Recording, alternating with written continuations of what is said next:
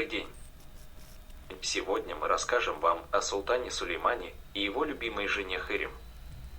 Вас приглашаем присоединиться к нам и вместе отправиться в путешествие в эпоху великого султана. Устраивайтесь поудобнее и погрузитесь в историю. Султан Сулейман и Хürrem. Вероятно, сейчас мало тех людей, кто хоть касательно не слышал эту потрясающую и трогательную историю любви. Уже почти 5 веков она заставляет нас волноваться, восхищаться, восторжествовать и, возможно, даже чуть-чуть завидовать ее героям. Эта история переписывалась и передавалась из поколения в поколение, очаровывая аудиторию своими вечными темами любви, страсти и жертвы. Особенно после того, как недавно на экраны вышел турецкий сериал «Великолепный век», который быстро завоевал сердце миллионов поклонников по всему миру. Основой фильма служит невероятная, но достоверная история жизни и смерти Хürrem Султан и Сулеймана. Этот сериал удивительным образом покоряет зрителей своими внушительными визуальными эффектами и захватывающими исполнениями, представляя вечные темы любви и власти. Несмотря на то, что эта любовная история довольно известна, в ней еще остаются много неразрешенных тайн и загадок, а следовательно, легенд и предположений. Удивительно, что про женщину по имени Роксолана или Хürrem, до того, как она вступила в гарем, практически ничего не известно. В действительности не существует никаких исторических или документальных данных, которые могли бы рассказать нам всю правду о жизни девушки до ее появления в гареме. И даже ее истинное имя, дата рождения, место рождения и происхождение неизвестны. Это вызвало распространение различных легенд и домыслов о ее дате рождения, знаке зодиака, национальности и так далее, которые соответствуют времени и условиям. Есть несколько разных источников, которые указывают на славянское происхождение девушки. Это могут быть записи того времени, иностранные дипломаты или народные домыслы. Тем не менее, жители Турции верят в то, что Роксолана была турчанкой. Они считают, что ее родители вынуждены были отдать девушку в гарем, поскольку не имели достаточных средств для ее существования. Конечно, каждый имеет право на свое мнение. Важно заметить, что мы живем в мире свободы слова. Жизнь девушки Анастасия. По наиболее распространенной версии, имя девушки было Александра или Анастасия Гавриловна Лисовская. Ее годы рождения указываются как 1502 или 1505. Дата смерти Хürrема Хасики Султана указывается как 15 или 18 апреля 1558 года. Анастасия, снова же, по неподтвержденным данным, родилась в городе Рогатин, который сейчас является частью Украины, в семье православного священника. Именно из-за этого она получила имя Роксолана, которое использовалось для женщин из земель, из которых Анастасия была похищена татарами и принесена в Константинополь, где она вышла замуж за Луку. И так начался новый этап жизни девушки. В результате нескольких продаж она оказалась у торговца, которому случайно зашел визирь султана Ибрагим Паша. Он искал дорогой подарок для султана в честь его восшествия на престол. Поторговавшись с торговцем относительно цены Анастасии, он случайно заговорил, что собирается подарить ее будущему правителю страны. Хозяин товара услышал это и полностью отказался от оплаты, так как для него было честью оказать услугу самому султану, и кроме того, это было хорошей рекламой для его бизнеса. Нужно особое внимание уделить тому, что девушка не была куплена как рабыня.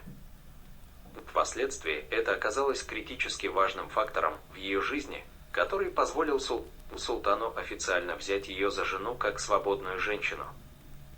Но пока это было еще далеко, и пока. Настя стала пленницей султана Сулеймана. Сулейман родился 6 ноября 1494 года в семье султана Селима и одной из его наложниц. Он был единственным сыном семьи, поэтому не должен был беспокоиться о наследственном престоле, а его отец Селим – о продолжении династии. У Сулеймана было от 5 до 10 сестер, но имена только 5 из них сохранились. Хатидже, которая позднее стала женой Ибрагима Паши, Бейхан, Фатьма, Шахи и Хавса. Остальные имена и даже то, существовали ли они, неизвестны. Сулейман был умным, справедливым и в то же время подозрительным человеком. Он занимался покровительством искусства, сам писал стихи, был мастером в кузнечном деле, даже лично принимал участие в отливе пушек. Кроме того, его также заинтересовало ювелирное дело. Также следует отметить, что Сулейман занимался торговлей и заключал сделки с другими странами, что способствовало укреплению империи. Он также увеличил территорию своей империи за счет войн и завоеваний, но также уделял внимание благосостоянию своих подданных, улучшая их жизненные условия. В целом, Сулейман был выдающимся правителем, который оставил заметный след в истории Османской империи. И действительно, Сулейман являлся искусным военачальником и стратегом. Его участие в войнах и походах, а также его успехи в поддержании международной дипломатической нейтралитет способствовали усилению мощи и влияния Османской империи.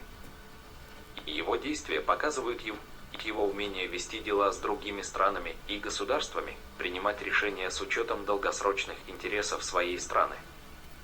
Жизнь в гареме. Как привлечь внимание падишаха и остаться в живых. Анастасия Лисовская в 15 лет попала в гарем.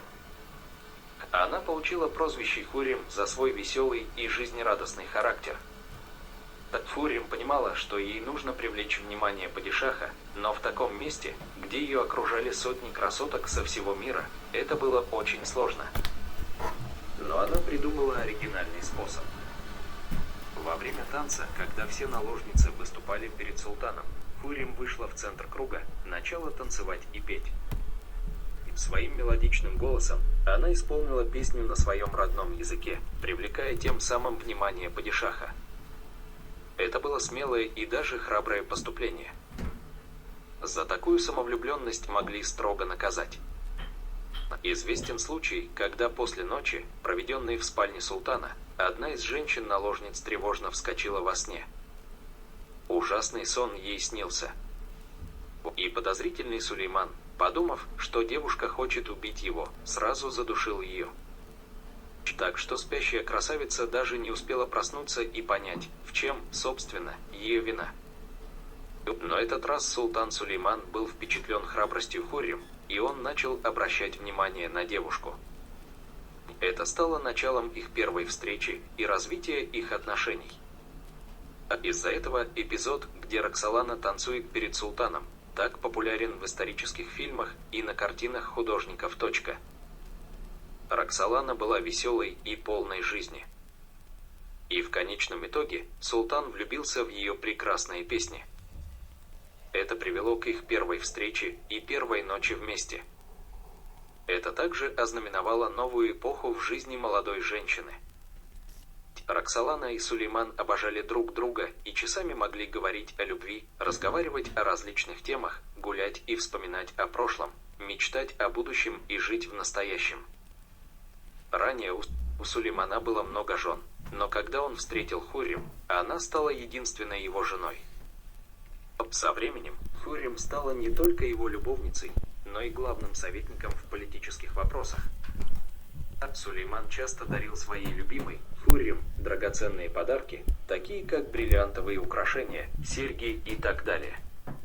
Одним из таких подарков было бриллиантовое кольцо, которое султан дал Хуррем. Сейчас это кольцо находится в музее сокровищ дворца Топкапы.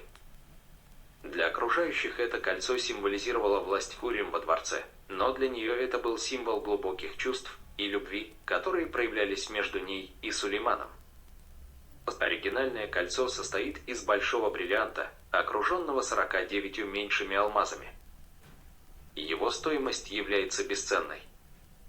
После смерти Хуррем история кольца не заканчивается. Оно стало собственностью Нурбану, жены Селима, и далее передавалось по женской линии. Настоящее обручальное кольцо Хуррем было символом ее вечной любви, а не кольцом с изумрудом, как показано в сериале «Великолепный век». Возможно, имелось изумрудное кольцо Роксоланы, но оно не имело такого значения, как бриллиантовый перстень. Это, вероятно, просто удачная идея сценаристов великолепного века. Кроме того, в музее Топкапы можно увидеть и другие вещи, принадлежащие Хуррем, такие как восхитительные наряды, роскошные платья, украшенные золотом, платки, короны и броши. Борьба за власть или борьба за жизнь. Однако, в то же время, любовь Шаха и Хуррем вызывала зеленые и ревность у других наложниц, поэтому можно было ожидать атаку от соперниц в любой момент. Особенно рассердилась Махидевран, которая была любимой женщиной султана до появления Хуррем. По происхождению черкешенка или албанка, она напала на Хуррем и нанесла ей увечья, расцарапала ей лицо, разрывала платье и вырвала клок волос. Также Хуррем беспокоило обстоятельство, что Махидевран уже имела сына от султана, Мустафу. Роксолана также имела сыновей, которых отец был Сулейман. Но по закону, как старший сын, Мустафа имел больше прав на престол, и он являлся главным наследником престола. Хуррем была всегда в тревожном ожидании, потому что соперницы могли напасть в любой момент. Особенно ее беспокоила Махидевран, которая завидовала Хуррем и Шаху и была готова к нападению. В то же время Хуррем беспокоилась о своей будущей судьбе и судьбе ее детей, если Мустафа, сын Махидевран и Сулеймана, станет султаном вместо ее сына. Эти мысли заставили Хуррем действовать решительно. Путь к власти усеян трупами. В 1534 году умерла Валиде Султан, мать Сулеймана. То почему она носила такое дополнение к имени, вероятно, это была традиция в ее семье, где родственники султана носили прибавку к имени, что отображало их высокое положение в обществе. Вскоре после вступления на престол султана Сулеймана, его друг и главный визирь Ибрагим Паша был казнен по приказу султана. Его заподозрили в государственной измене. Хуррем, которая была родственником убитого хана, негативно отнеслась к султану Сулейману и Ибрагиму, который был причастен к этому делу. Даже есть версия, что Ибрагим Паша купил Роксолану для себя. Однако, она оказалась очень упрямой, и мужчина не мог найти лучшее решение, чем отдать ее в гарем султана. Он думал, что там она будет воспитана. Роксолана всю жизнь мстила Ибрагим Паше как могла, а он тоже не оставался в долгу и придумывал различные козни для наложницы. В соответствии с одной из распространенных версий, Роксолана играла важную роль в уничтожении главного визиря. Его убийство стало первым шагом в ее главной миссии, чтобы устранить Мустафу и открыть путь к трону Османской империи для ее сыновей. Теперь никто не мог помешать ей достичь этой цели.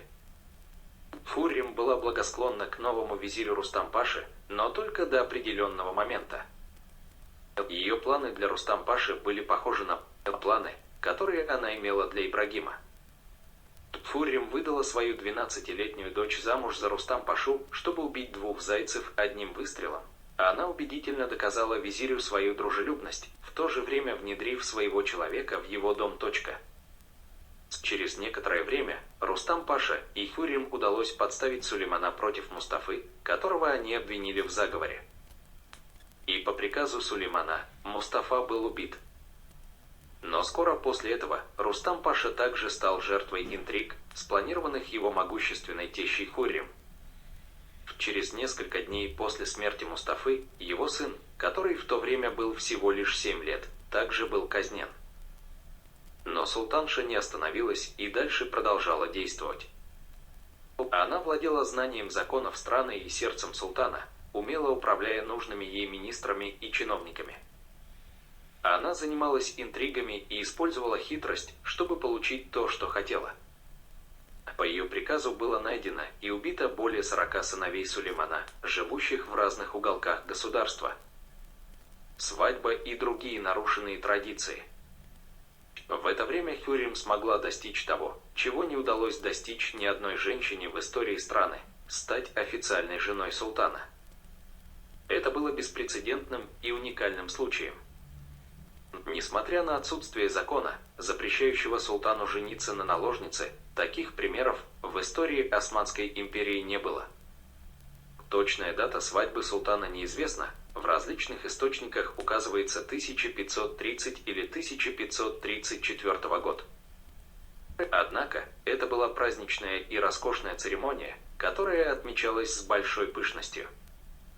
Султан также ввел новый титул для своей жены – Хасики, что указывало на ее высокое положение. Роксолана нарушила не только традицию свадьбы, но и другую традицию. До нее существовал обычай, что после того, как наследник достиг полнолетия, он вместе с матерью должен был уехать в отдаленную провинцию, где он жил, воспитывался и подготавливался к правлению. Но Хуррем не покидала ни одного из своих сыновей и всегда оставалась рядом со своим мужем. Так как не удалось объяснить необычное влияние бывшей наложницы, ее обвинили в заклятии Сулеймана. Новые и незнакомые вещи всегда пугают нас.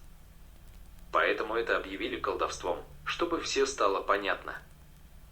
Несмотря на все трудности, через которые прошла Роксолана Хуррем Султан, биография ее наполнена яркими событиями и свершениями. Она была доброй и мудрой правительницей. В отличие от своих предшественников, которые могли строить благотворительные учреждения и мечети только там, где жили в настоящее время, Хуррем Султан получила от своего мужа-правителя исключительное право строить такие учреждения по всей стране. Она создала благотворительный фонд и назвала его своим именем. Хуррем Султан создала фонд, который носил ее имя, и использовала средства из этого фонда для строительства комплекса в Стамбуле, включающего мечеть, медресе, школу, больницу и имарет, бесплатную столовую для нуждающихся. Этот комплекс был первым проектом, выполненным известным архитектором Синаном. Позже подобные комплексы появились в других городах страны. Синан также построил последнее жилище для Хуррем и Сулеймана, и сам был похоронен рядом с их могилами. Кроме того, Хуррем Хасики, султан, строил из своих средств хосписы, мечети, столовые для бедняков и общественные бани. Несмотря на то, что Роксолана, нарушая традицию, появлялась публично с открытым лицом, она была уважаема как в народе, так и у дворцовых министров, и у иностранных гостей, которые посещали дворец Топкапы. Существует исторический факт, что когда Сулейман I ушел на войну в Персию, он почти опустошил свой трезвый ум. Однако это не стало проблемой для предприимчивой Хуррем, которая заняла его место на престоле. Она не ждала возвращения своего мужа и решила эту проблему самостоятельно. В первую очередь, правительница приказала установить винные лавки в портовых районах Стамбула. Кроме того, она приказала перестроить причалы в заливе Золотой Рог так, чтобы туда могли входить не только легкие суда, но и большие торговые суда.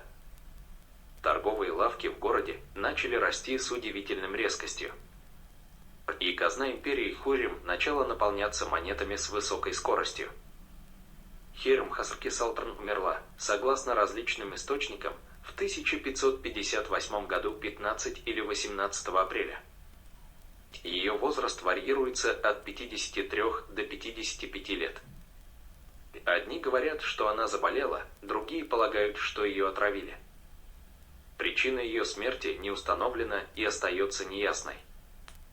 Нет общего мнения и никаких исторических данных о том, как именно Хуррем Султан умерла, от какой болезни или чего. Реальная причина ее смерти остается неизвестной. Ее тело было помещено в мечеть Сулеймания, которая в то время была самой красивой и великолепной мечетью в Стамбуле. Через год ее останки были перенесены в мавзолей в комплексе Сулеймания, который султан Синан построил для нее специально. Смерть Сулеймана Великолепного. Это был человек со своими слабостями, интересами и ценностями. За свою жизнь Сулейман написал более 2000 стихов, в которых он воспевал красоту, любовь и верность. В то же время он дал жестокий приказ убить своего сына. Заботясь о своем народе и строго сделая с взяточниками, Сулейман потратил огромные суммы на ведение войн. Получив прозвище «Законодатель» и следуя Корану с упорством, он официально вышел замуж за русскую женщину, закрыл свой гарем и прожил всю жизнь с одной единственной женой. Недалеко от могилы Хуррем расположена восьмиугольная тюрба, которая является могилой для самого султана Сулеймана Великолепного. Умер он 5 или 6 сентября в 1566 году, в возрасте 71 года. Всего на 8 лет султан пережил свою смеющуюся, приносящую радость, жену, ведь именно таково значение имени Хуррем. Почему-то Хуррем и Сулейман похоронены отдельно. Наверное, причиной тому время. А может и нет. Кто знает. За свою жизнь султан лично участвовал и организовал 13 крупных военных кампаний, а также множество менее значительных военных действий, основной целью которых было расширение границ Османской империи. Некоторые историки утверждают, что в течение 10 лет он провел вдали от дома, в военных лагерях или верхом на коне. В течение 46 лет времени своего правления с 1520 по 1566 годы султан Сулейман увеличил территорию Османской империи несколько раз, и его владения захватили территории от Алжира до Ирана, от Египта до Вены. Он умер как воин, страдая от подагры, но он не останавливался и не сидел дома, борясь со своими болями. Он был уверен, что если ему суждено умереть, то он должен умереть во время военных действий, и так и случилось. Не существует точной версии о причине смерти Сулеймана Великолепного. Известно, что он умер в своем палатке возле осаждаемой им крепости. Султан ушел из жизни во время похода на Венгрию, который оказался последним для него. После смерти его жены Хуррем Сулейман жил всего 8 лет. Спасибо вам за поддержку и не забывайте оставлять свои комментарии и подписываться на наш канал. Держитесь в курсе интересных историй и путешествий вместе с нами.